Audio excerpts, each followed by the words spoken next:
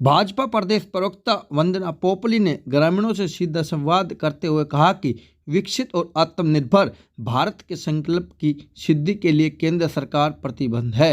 विकसित भारत संकल्प यात्रा के माध्यम से देश के प्रधानमंत्री नरेंद्र मोदी ने भारत को 2047 तक आत्मनिर्भर व विकसित राष्ट्र बनाने का संकल्प लिया।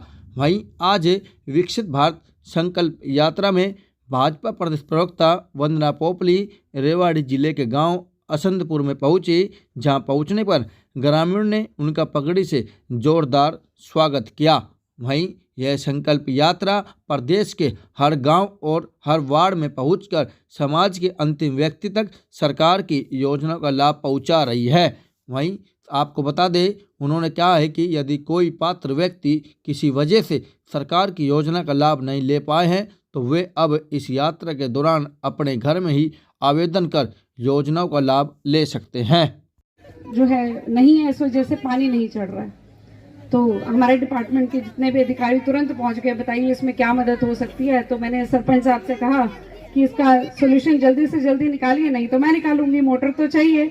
तो हमारे सरपंच साहब फटाफट से बाजी मार गए और उन्होंने तुरंत इस समस्या का समाधान कर दिया। और जो आपका गांव का स्कूल है उसका पानी की जो मोटर है वो कल आपको अवेलेबल हो जाएगी। उसके लिए आपके सरपंच जी का बहुत बहुत धन्यवाद। असदपुर के जितने यहाँ पर मेरे भाई बहन बैठे हैं कि हमारी जो सरकार है उसमें चाहे मैं प्रधानमंत्री जी की बात कर लूं या मुख्यमंत्री मनोहर लाल जी की बात कर लूं, कभी भी बड़े कदम लेने में नहीं हिचके। आप सबको मालूम है किस प्रकार से धारा 370 को साफ करने की बात हो या फिर अगर सर्जिकल स्ट्राइक हो, पाकिस्तान को मुंह तोड़ जवाब देना हो, और हमारा जो सैनिक है अभिनंदन वहां पर गया, उसको 72 घंटे में वापस लेने की बात हो, तो कोई भी बड़ा कदम उठाना हो, ट्रिपल तलाक को हटाना हो या फिर महिलाओं को रिजर्वेशन देना हो, वो कभी भी पीछे नहीं हटे।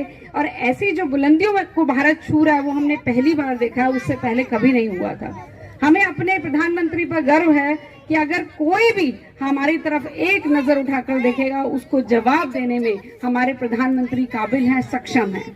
लेकिन इसके साथ ही कई बार क्या होता है कि जो जन से संबंधित समस्याएं हैं, सेवाएं हैं, उसमें भी हमें लगता है कि हमारे जो सरकार है वो क्या कर रही है। तो मैं उसको बड़े गर्व से बताना चाहूंगी कि अगर जन सेवाएं हैं उसको लेने के लिए भी हमारे जो प्रधानमंत्री जी हैं वो भी कभी पीछे नहीं रहे। अभी आप देखेंगे, अभी आपके गांव को एक सर्टिफिकेट मिला है, हर नल से जल, हर घर नल, यानी कि पानी की व्यवस्था आप सभी को पहुंची है। 70 सालों के बाद हमने देखा कि जब प्रधानमंत्री मोदी जी प्रधानमंत्री बने उस समय बहुत सारे ऐसे गांव थे जहां पर बिजली भी नहीं थी। हरियाणा तो चलिए फॉर्चुनेट है कि हम दिल्ली के पास बैठे हुए हैं, लेकिन बहुत सारे ऐसे गांव थे जहां पर बिजली नहीं पहुंची। मतलब आप समझ सकते हैं कि आज हमारे को हर एक चीज के लिए बिजली की आवश्यकता है, और ऐसा गांव जो पूरा अंधकार में डूबा रहता हो, सेवाएं तो छोड़िए, वहां पर लाइट की व्यवस्था नहीं है, हवा की पंखा चलने की व्यवस्था नहीं है, वहां पर भी बिजली पहुंचाने का काम मेरी सरकार ने किया है। इसके अलावा अगर सबसे बड़ी बात होती है कि हमारा स्वास्थ्य ठीक रहे, कभी भी तकलीफ हो हम डॉक्टर के पास जाएं तो ये मुश्किल ना हो कि अरे पैसे कहाँ से लाएंगे, ऑपरेशन हो गया तो क्या करेंगे, कहीं हार्ट अटैक आ गया, भगवान ना करे आए, लेकिन अगर ऐसा कुछ हो गया तो पैसे कहाँ से लाएंगे।